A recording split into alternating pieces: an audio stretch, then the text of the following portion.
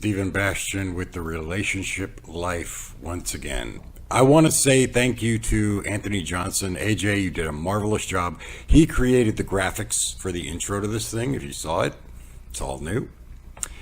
He created that, and amazing graphic artist, amazing CGI guy. He also, if you look at the wine glass part, it's not a picture anymore. It's actually video, and the wine is moving. He used an illusion in CGI to make the wine look like it's moving. So that's really cool. And again, thank you, AJ. You did a great job. Welcome. And we're going to talk about regret. But before we do that, make sure you subscribe to my page. Make sure you hit that subscribe button and that bell button, and you can stay informed and up to date on everything that I'm doing. And you'll get notifications, that I am going live. You'll get an email. It'll pop up on your phone saying, Stephen Bastian's going live with the Relationship Life. That can help you guys see this, because I don't think there's anybody watching right now. And so anyway, regrets, guilty or innocent. The reason I call it guilty or innocent is sometimes we have regrets over things that we've done, wrongs that we've committed, and other times missed opportunities.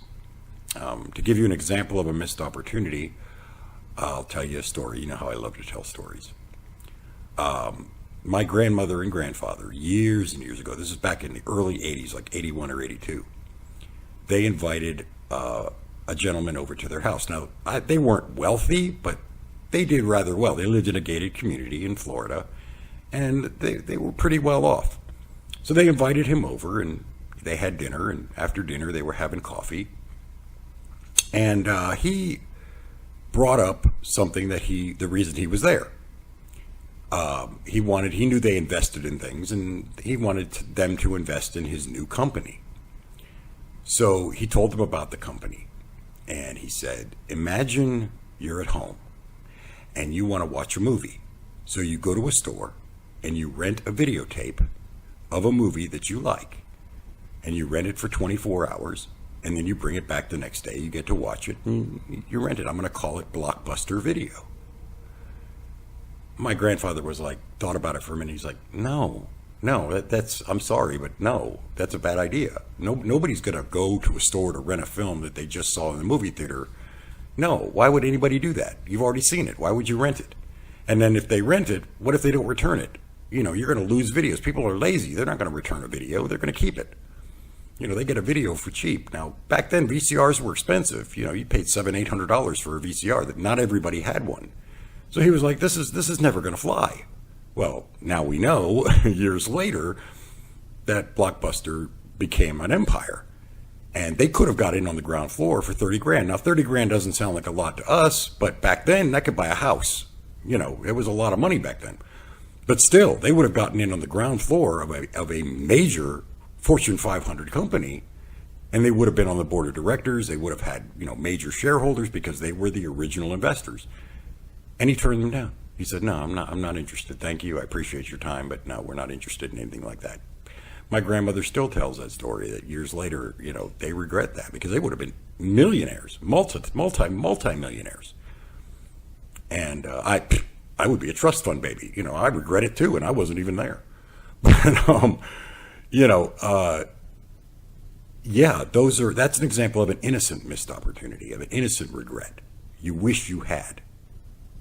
The two saddest words in the English language are if only. If only I had known. It's heartbreaking when you look back and you realize I should have known it. They couldn't have known. To them, it was a bad idea. It was a bad investment. It was never going to fly. It was going to tank.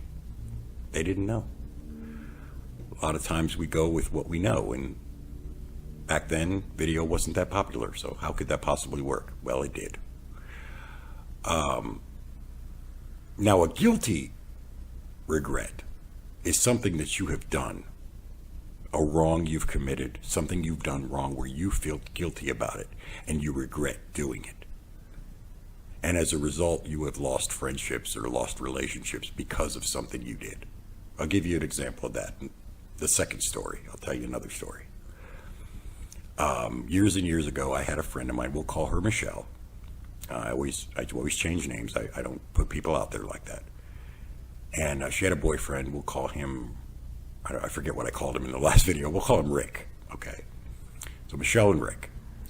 And she came to my store. I used to own a store. It was a flooring store called Downright Flooring Center. She came to my flooring store and she said, I got a problem. I want to talk to you. She was very upset. She was in tears. And I said, what's the matter? She said, well, I've got a problem. I need to talk to you. Even back then, I was doing the relationship life long before I ever did the relationship life. I've always been a helper. I'm an empath, as I told you in a previous video. I help people. So I closed the store. I went out front. I flipped the sign around to closed and locked up. And we sat in my office and she told me everything. And she said, I think Rick's cheating on me. And I was like, how do you know? And she says, well, he's doing a lot of shady shit. And I'm like what? He would get a phone call. She had a best friend, a BFF. Her BFF, we'll call her Rachel. They've been BFFs forever. And Rachel was calling Rick. And she would see it on his phone. She would see, it said Rachel on his phone. This was back when they had flip phones, before we had smartphones. And she would see it said Rachel. And he would say, hey, let me go outside. He'd go outside and talk to her. And, when somebody goes outside to have a conversation with somebody, what's up? Why can't you have that conversation in front of me? What are you talking about that's so secretive? He was being shady. So shady that she ended up checking his text messages. And this was, again, a flip phone. It was 333-222-456. You didn't have the keyboards that we have now. And so text messages were very short. They weren't long paragraphs like we do now. They were very short. So, and she noticed there were things in his text messages like, hey, meet me at the mall, or I can't wait to see you. I can't wait to talk to you. And then there'd be like, I'm so glad we went to the mall. It was so much fun at the mall. You're so romantic. You're so sweet.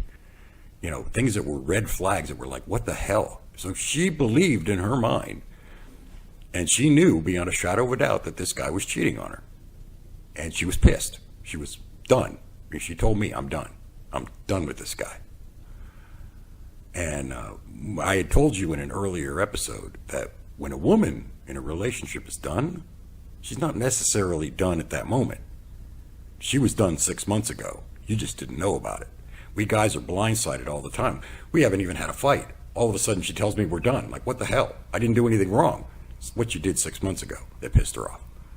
So she was working her way out of the relationship. She wasn't out of it yet, but she was forming her exit plan, and it wasn't going to be long before she finally said, hey, see ya, wouldn't want to be ya. So she was continued to be with him, but she was being cold to him. She was giving him attitude and hoping he would catch on, but he was oblivious, as most guys are. So one day I went to their house and to pick her up and hang out with her, and he was the most non-jealous person I've ever seen in my life. This guy didn't have a jealous bone in his body. He knew we were friends. We didn't hide it from him. We were straight in his face with it. We were straight up with him. He knew we were friends. And but all of a sudden he started acting jealous. And usually when somebody acts jealous in a situation like that, it's because they're doing something and they're projecting that wrong onto the other person.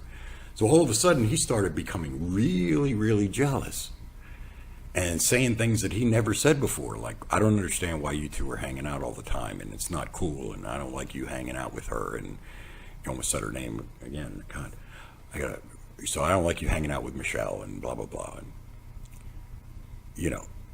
I got an attitude with him because I was pissed at him anyway. So it didn't take much to set me off, and I was like, what? You're going to tell me I can't hang out with my friend? After what you've done? I didn't tell him what he did. I didn't throw it in his face, but I hinted that I knew what was going on. And he was oblivious because he didn't know what was going on at the time. He didn't know we knew anything, so he was getting defensive, and I don't know what you're talking about, and, Anyway, long story short, it came to blows. We ended up fighting. And back then I was hot-headed. Back then I was more reactive. I didn't think things through. I didn't reason things out. I was, what, you want to go? Let's go. Motherfucker steps to me, I'm going. Let's go. So he stepped to me, and I went, and we got in a fight, and he got a few good blows in, but I put him in the hospital in the emergency room with a cut over his eye. I beat him down because I was pissed. He hurt my friend. How dare he? And he was cheating on her. Fuck him. I'm gonna beat his ass, and I did. And I felt justified. I felt proud. I was right. I was righteous. He was doing wrong by my girlfriend, my best friend. I was justified. You know what I'm saying? He's a pig. Deserved what he got. And he stepped to me. Bad mistake. Well, the truth came out. And it always does. The truth always comes out. Come to find out, and again, like I said, I had no regrets. No remorse whatsoever. Come to find out, he wasn't cheating on her. He was in cahoots with Rachel. He was in contact with Rachel because he was buying Michelle a ring. He was going to propose. And she was helping him pick out the ring. She was helping him plan everything. That's why they had lunch together. That's why they went to the mall, to the jewelry store to find a ring. She found this out from Rachel. Rachel contacted her after the fight and said, "What the hell?" And she's like, "Well, look, I wasn't supposed to tell you, but this is what he's been doing. He's been planning this for months." And of course, we felt horrible. I felt horrible. I beat this guy up because he was going to propose to his girl. What kind of asshole am I? You know? I was racked with guilt. I felt awful. I don't think I've ever felt worse in my life. I beat up an innocent man for nothing. You know? And I felt bad. Now, did I do the right thing? Did I step to him like a man and say, "Listen, dude, I'm sorry. I was wrong. This is what I was thinking. This is what we thought. This is what it looked like. I was just protecting my friend"? He probably would have respected me. He probably would have been like, "Hey, I would have done the same thing. I get it. We're good." No. Because of that guilt. Because of that guilt.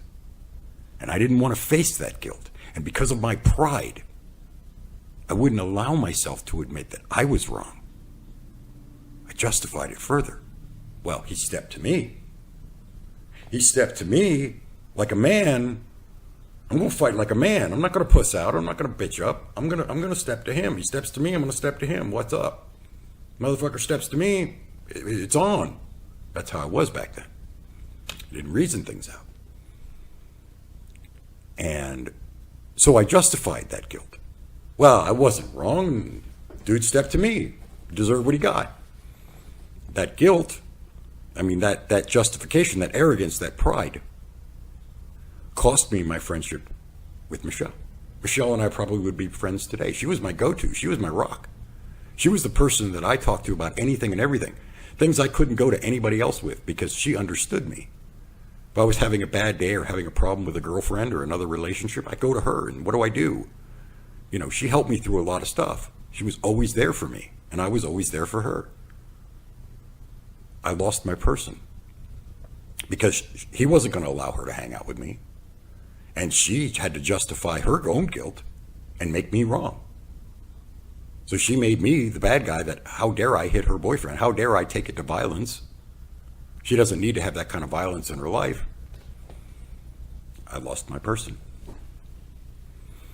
because of my own arrogance and my own pride. Because we believe that facts, we believe that what we believe are facts. We don't look at the possibility that we could be wrong. That we're assuming, that we're making assumptions, that it's our opinion, but we believe them to be facts. We believed he was cheating on her. We believed that he was a pig. He was a piece of shit. Not only was he cheating on her, but with her BFF? Are you kidding me? We believed it. We saw it as fact, and we do that a lot. A lot of times we'll take things that we build up in our own minds, and we will believe them as fact. Like I said, we will know that this is what's happening, whether it's happening or not. And like I said, I justified my wrong, and it cost me my friendship with her. And to this day, I regret it. If only I had stepped to him like a man and fixed it. If only I had swallowed my pride and been like, "Hey, listen, I screwed up. I screwed up." If only.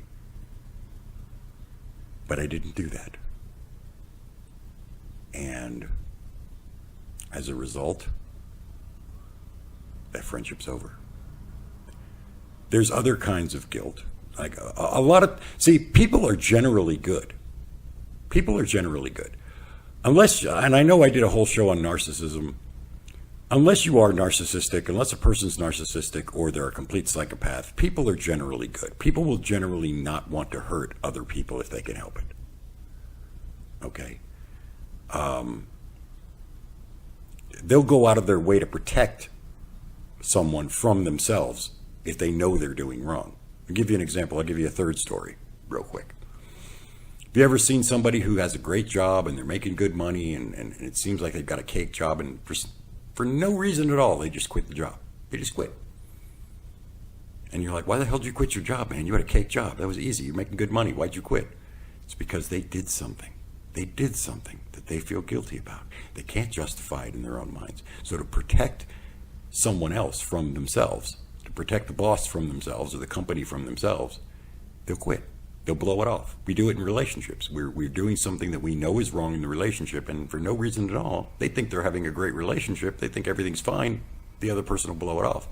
Not because the other person did anything wrong, but because they're protecting that person from themselves. They don't want to hurt that person anymore, and they know they've been hurting them, and they don't want to do it anymore. So they blow them off. They end the friendship. They end the relationship. They walk away, and the other person's like, what did I do? What did I do that was so wrong? Why did they leave me? They didn't do anything wrong, per se. But the other person was protecting them. So you got a guy. Let's say you got a guy. This is a fictitious story. This never really happened, but it's a good example. Let's say you got a guy, and he's a clerk at a hardware store. Okay?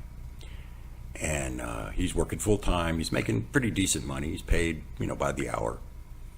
And one day the boss comes out, it's a beautiful day, and he says, hey, listen, I'm going to take the boat out, and I'm going to invite a few friends, we're going to drink some beer and invite some girls and see what happens, have a good time. I'm going to leave you here in charge. You're going to run the store today, and I trust you, and, do a good job. I'll see you later. And he leaves. Well, that clerk's like, well, that sucks. You didn't invite me. Now he's pissed. You're leaving me at the store? You could have closed the store. You're making enough money to own a boat. You could afford to take a day off. You could have invited me. I want to go out on the boat. He's pissed. He feels like he was done wrong. So what does he do? He's, I'm going to get this guy. I'm going to get mine. This guy's going out having a good time, possibly getting laid. He's picturing all kinds of things. Guy getting laid on the boat. Okay, I got you. I got you. I got you, dude. I got you. So people come in and they buy stuff and they pay cash, and he doctors up the books. He changes the books, he changes the computer, changes the inventory, makes sure he doesn't ring things up, and he pockets the money. Makes about a couple $100 that day that he wouldn't have made. And he feels justified because the boss is a dick. Didn't invite me out on the boat. How dare he? Fuck that guy. Well, the boss comes back and he checks the books, he checks the register, everything jives, everything matches up. Okay, great, you did a good job. Pats the guy on the back and says, listen, you did such a good job, I'm going to make you an assistant manager, and I'm going to pay you $100 a week more. What do you think of that? The guy goes home and he feels horrible. He's racked with guilt. What have I done? Now, instead of doing the smart thing, now you don't want to go in that situation. He wouldn't have want to go to his boss and say, hey, listen, I stole from you. Remember what I told you in a previous episode. You could do 900 great things. You screw up one time, people always remember the negative. They don't look at all the 900 other great things you did. They look at the one thing you did wrong and you're fired. So he wouldn't be able to go to his boss and say, listen, I screwed up, I stole from you, I was pissed. The boss doesn't want to hear that. But he could have gone back the next day, changed the books again, rang up a few extra things and showed it and fixed it and put the money in the register, no harm, no foul. He didn't do that. Because of the guilt, because of the pride, he continued to justify his actions. Well, the boss was the dick anyway. I mean, yeah, he gave me a $100 a week raise. He should have put me on salary, made me a manager, that mother. He's pissed. He holds on to that resentment to justify what he did so he doesn't have to feel that guilt. And it works for him. But he also knows he did something horrible. And in spite of the fact that he's justifying it, he still is being eaten up inside with that guilt. So what does he do? He blows off the job. He quits for no reason at all. Oh, I don't need to work for that guy. He's going to treat me like that? He's going to go out on the boat? No, he still went out on the boat. He didn't invite me. Screw that guy. I was justified. I quit. And then he's faced with the regret. And the regret is years later, he finds out that another clerk that he hired eventually became a manager. And when the guy retired, he gave him the entire store. Here you go. I'm signing it over to you. It's your store now. And the guy's has his own boat. That could have been him. If only. If only. My point to all of this is if you are in a situation where you have done something wrong to somebody, instead of sitting and standing on your own pride, look at it for what it really is and fix it before it's too late. You know, a lot of us don't have parents anymore. Some people don't. I still do, thank God. But there's going to come a day when I won't.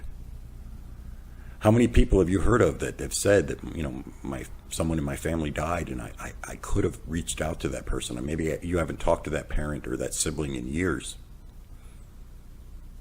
And you're holding a grudge for something that was stupid from 20 years earlier. It's only too late after it's too late. Sometimes you got to let go of that pride. You got to face that guilt and fix it. I've often said communication is the universal solvent. Communication will solve so many things. But what I mean by communication as a universal solvent is a solvent, as you know, is like paint thinner, turpentine, something that dissolves dirt and grime. A solvent. Okay? Communication is a solvent. It will dissolve the dirt.